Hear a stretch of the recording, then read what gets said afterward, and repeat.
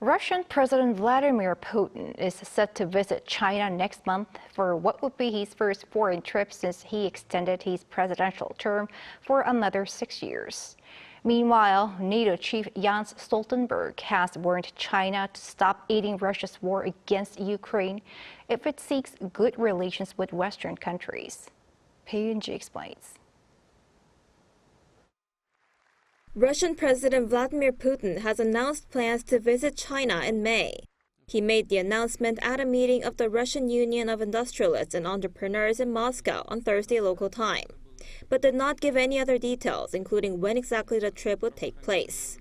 This would be his first overseas trip since the 71-year-old secured his fifth term in office through last month's election, but his second trip to China in 7 months, since October 2023.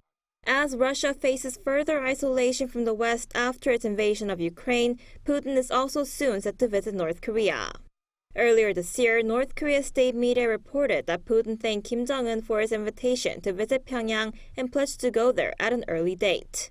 In the meantime, NATO Secretary General Jens Stoltenberg, using unusually harsh words, warned China to stop supporting Russia's war against Ukraine if it wants to have good relations with the West.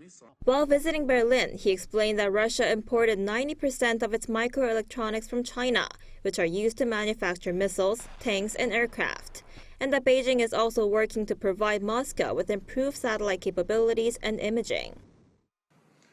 China says it wants good relations with the West. At the same time, Beijing continues to fuel the largest armed conflict in Europe since World War II. They cannot have it both ways. The NATO chief added that it's not too late for Ukraine to prevail as more support from the West is on the way, noting that the U.S. approved more than $60 billion in new military aid, and the UK promised support earlier this week. He also highlighted that Russia, China, Iran, and North Korea must not believe that they can get their way by using force, saying they must understand that democracies are strong. Bae Eun-ji, Arirang News.